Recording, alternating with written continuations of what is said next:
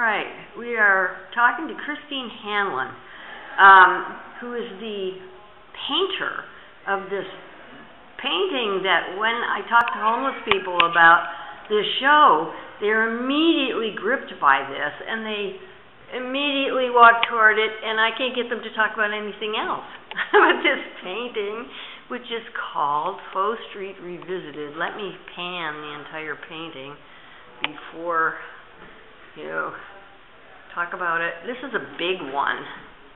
Christine seems to think that that's the reason people notice it, but the homeless people who I talked to said they related to it, and that's why they were pulled into it.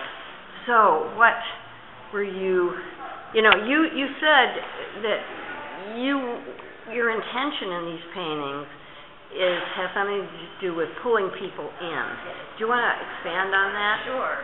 This painting is a really good example of that principle, because what's happening here, first of all, it's a very complicated piece. There's a lot of geometry, there's a lot of perspective going on, and the piece is intentionally composed to allow all of the orthogonals, all of the perspective lines to actually go to a particular area in the painting. And I could point that out for you if you like. Please do. Okay. So what happens here is this is a painting where there is a horizon line, and if you know anything about perspective, you know that the horizon line is where your eye level is. So if you're down on the street, your eye level is lower than if you're standing. In this situation, I composed it so that as the viewer, I would not be looking down on the homeless person, but I would actually be looking up. And so what I did was I allowed all of, this is the eye level. The eye level, wait a minute. Eye level of the painting is right here, in this, along here, and you see that all of these lines, you see all these lines here, all these lines that show the perspective, these all go to a series of vanishing points. I spread it out a little bit, but the vanishing area is right here. That means that we're actually looking up to the homeless person. And you explained you have it focused on her heart chakra. And this region right here. So normally when we look at someone on the street, we're looking down on them. You see, normally we're looking down on someone if they're sitting on the street. This person is sitting on the street. See, they're sitting on the street. So I changed the viewpoint. That's another reason why people are attracted to it, because it's an unusual perspective. Why did you do that? Well, I did it because I really wanted people to feel as if they were down there at the level of the street, and they were relating directly to this person here. And why did you want us to relate directly to her?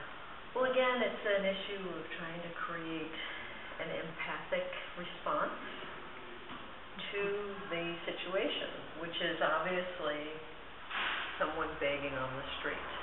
And the scene is a completely made-up scene, so I actually took a tremendous number of different photo references, including myself. I actually posed myself as the model. But that's only because you were the only one available at the time, right? That's right, right. It's a completely made-up scene. And so I did that intentionally so that I could control the viewing of the person who would be seated on the street. Otherwise, some of these are friends posing for me. Some of these are real. This is a real homeless person here. Okay, let me get in on that guy here. Which, by the way, one of my interviewees immediately saw this guy pushing the cart in the background. That's someone who I actually did photograph on the street from San Rafael. And so this is really a composite. This is a made-up scene. So you can see that by taking all these different elements and putting them together as a narrative piece, I basically controlled the whole situation.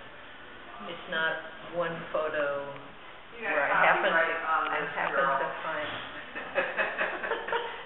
give you permission.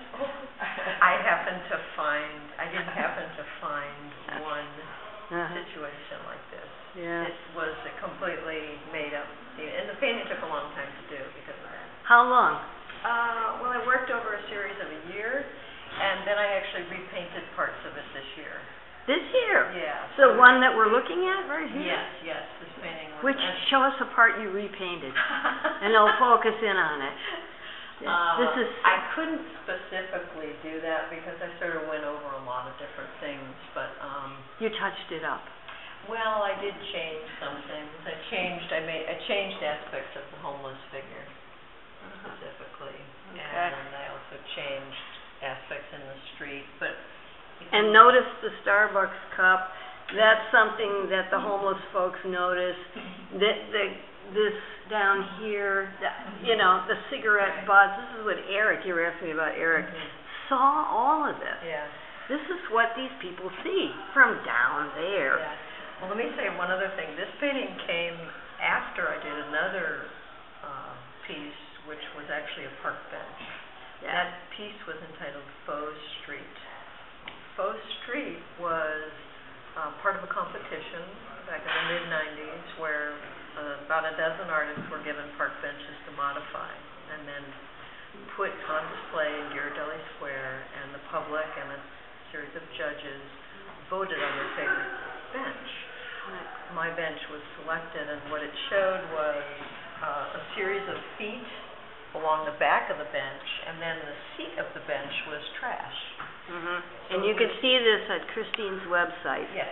And this is how much was in the bench, just right here. So after the bench, I said, well, why don't I expand the view? Oh. And that's what I did. So this is expanded. And that's why it's called Revisited, Faux Street Revisited. You came back to it and made it more. Yes. And Thank this was you. a very ambitious project, just like the bench. This was extremely ambitious. This is all made from a series of composite photos that I took and then created into the scene. Now, a moment ago, this lady was making sure that, I had the right to film you doing this. She was making a joke. Okay. So, I'm assuming since you agreed to this, that this is cool with you. Oh, yeah. Okay.